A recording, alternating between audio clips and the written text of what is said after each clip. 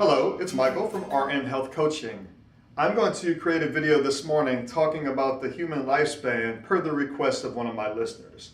I speak about this concept intermittently on some of my videos, and she wanted to know how it was that she can determine this statistical probability for herself, and just a little bit more on what I mean by it. So first, I'm going to speak a little bit about some statistics. I live currently in Biloxi, Mississippi, and I've lived here off and on for about 20 years. I did some research on the statistics of health throughout the country, health in Mississippi, and since my clients currently are primarily from Mississippi, what are some of the things that I can focus on?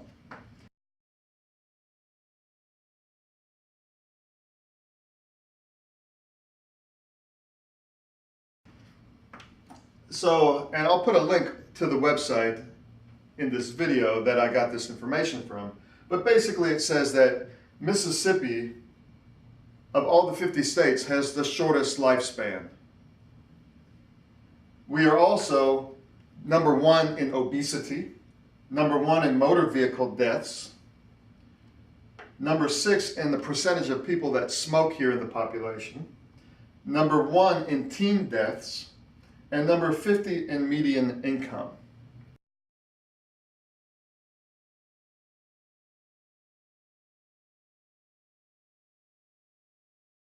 And while it's on my mind, let me just talk about this. The number 1 in teen deaths, it's very important if you are a grandparent, or if you are a parent, or if you are an uncle or an aunt, if you are a teacher, if you have influence on, if you are a healthcare provider, it is important if you have influence on younger people that the things that you do and the way that you live your life is a direct reflection of you, but it's also going to be a direct reflection probably of who they become.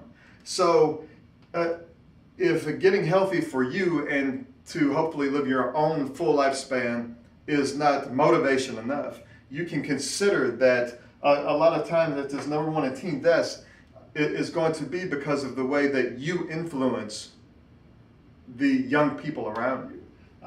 This is probably also correlation to this, and at some point this and this, they're all encapsulated under the same bubble. And then also number 50 in median income, there's apparently a correlation between income and lifespan, and I don't have this information exactly, but it seems that this also can probably be due to the way that you live your life, which is all back here. It's all just one big bubble. So let's talk a little bit about exactly what is the human lifespan. For me, I came across a website by the US government statistics, and it was an actuary table, I believe, for insurance, I think. And this is one of the things that they determine, like Social Security and how long you are expected to get Social Security because of what they feel your lifespan is going to be. So for me, you put in this information. This was just a basic thing, like what is your, or your male or female, and your date of birth, and maybe the area of the country that you're located. I'm not even sure if that was part of the calculation. And for me, it just spit out 82 years. When I came across this information and was researching this, I was 41 years old. So I was exactly in the middle of my lifespan according to the data that populated from this website. So to talk a little bit more, if I were to live 82 years times 365 days, that's approximately 30,000 days that I have of human life, if I were to not be a reincarnated type of person. If the human lifespan is only for one session, this is what I can anticipate if I'm fortunate enough. So basically, right now at this point, I'm 43, almost 44. So I have about 39 years left, which is about 14,000 days. 24 hours in a day leaves me to have about 337,000 hours left. Considering that, if I'm sleeping about 7 hours a day, I'm going to be sleeping about 98,000 of those hours.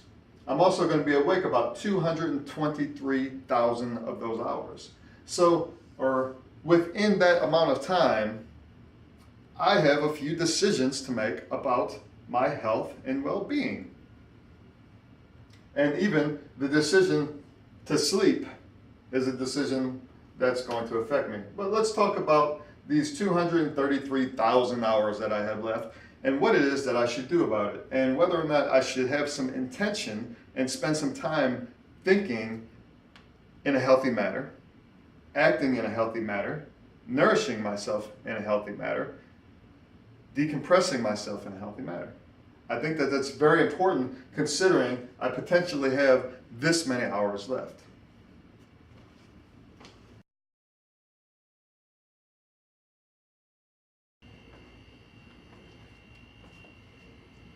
Okay, now this sketchbook is filled with diagrams. Some of these diagrams are ones that I use to create for instance, the wave diagram that I use in my m.e.n.d coaching.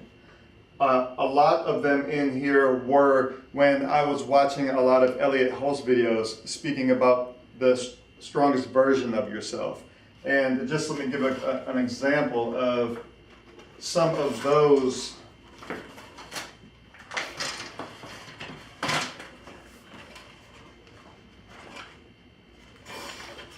things. So this is kind of how it started off, and then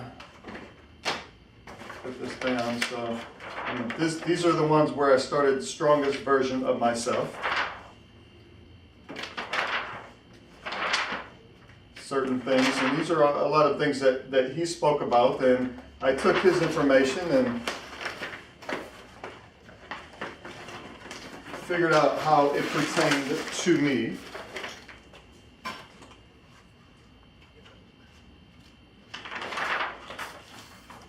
And you can see some of these if you're familiar with his videos. Some of this information is just kind of like, or even the diagrams are similar to what he might put on his, just as a reminder of. So when I see this, I haven't looked at it in his videos in probably a year and a half, but I remember distinctly the video and his presentation just by seeing a picture that I drew.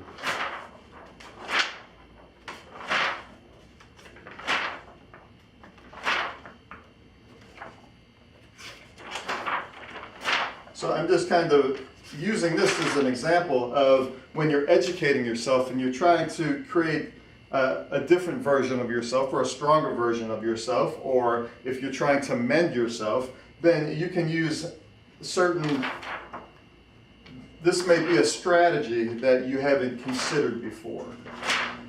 One of the benefits of this is that it's using rhythm, it's using linearity, it's using color, it's using sequences, it's using numbers, it's using creativity. It's doing this kind of work, taking coaching or teaching or learning and putting in this type of style actually helps cement it into potential change.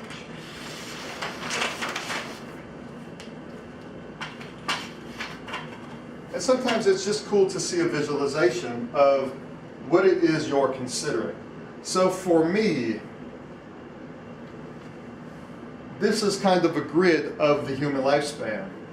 So this is 1972, this is 1974. So these are about 22 years each. So this would be about 110 years.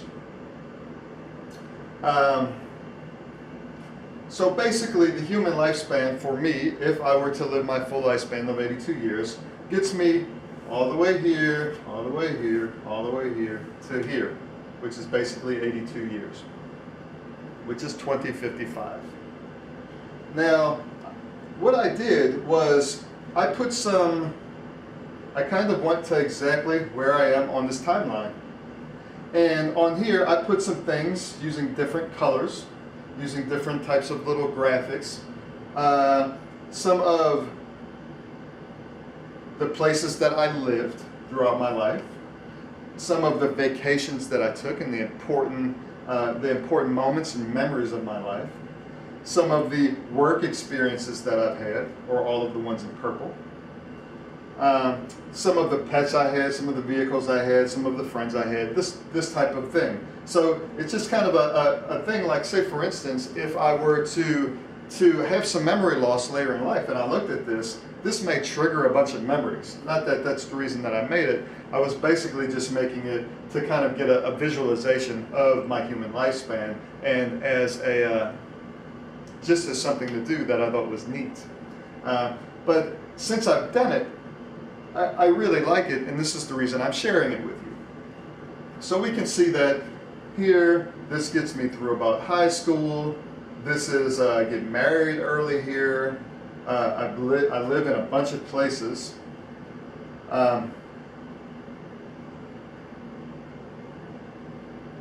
It's actually quite amazing, all of the places that I've been, all of the places that I've lived, all of the people that I've met, all of these exciting things. All of these red dots are times that I've moved. Look at all of these times that I moved. This is when I was in nursing school. That's a lot of moving and a lot of stress, as I recall.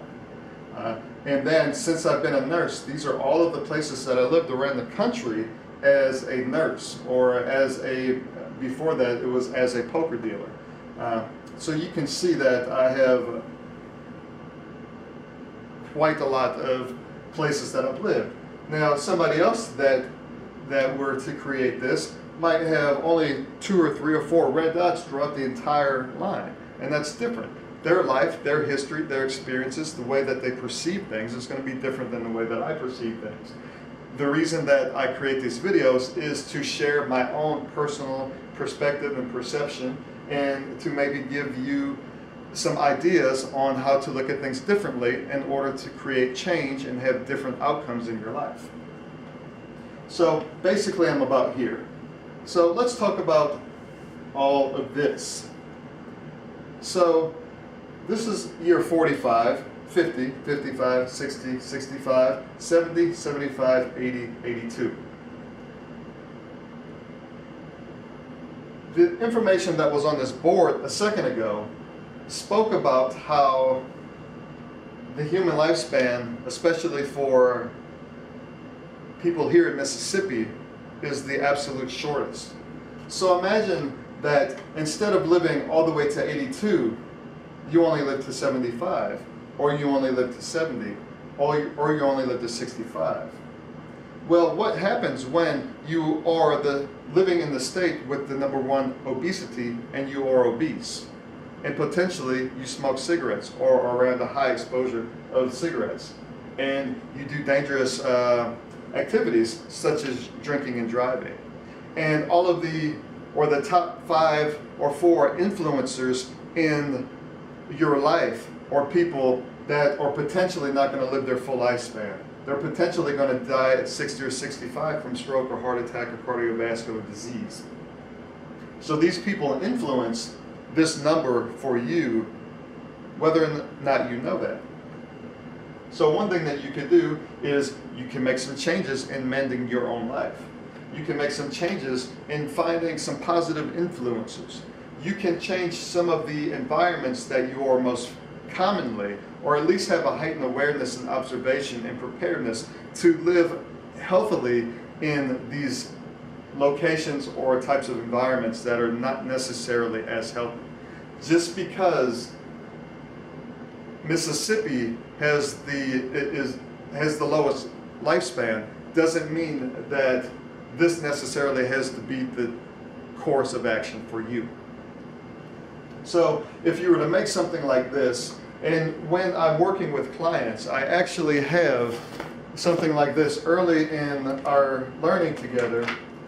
Let me see if I can find it. It's right early in the book, and it's basically here. I'll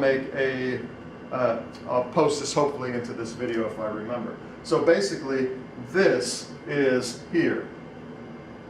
And kind of getting an idea, I work with younger people, I work with middle-aged people my age, and I work with older people. So, say for instance you're 55, what is it that you can do right now to make sure that instead of it ending here for you, that you give yourself a chance to get further down the line? And you want to do this with quality, not just quantity. So what is it that you can do to maybe increase muscle mass, increase bone density, decrease obesity, and cardiovascular endurance, and brain activity, and this type of thing, to make it to where not only do you live longer, but that you live healthy longer. So we'll talk about that more in our sessions together.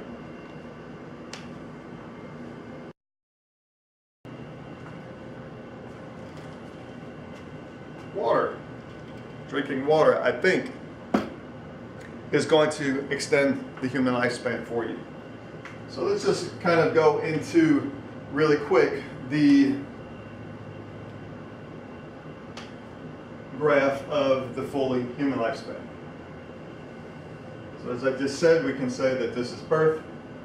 We'll use this as 21,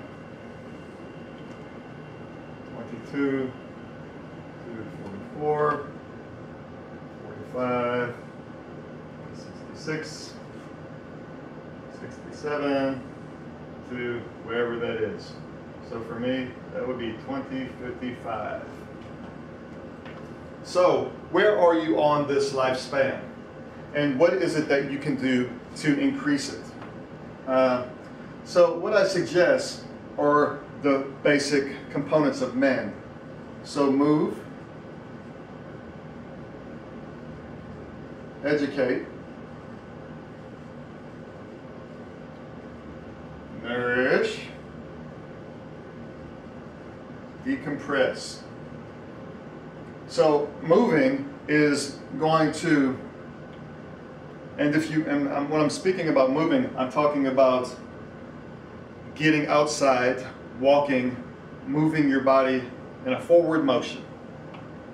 I also mean doing some baseline exercise and strengthening of your body on a regular basis, not allowing yourself to become weaker when you have the opportunity to become stronger.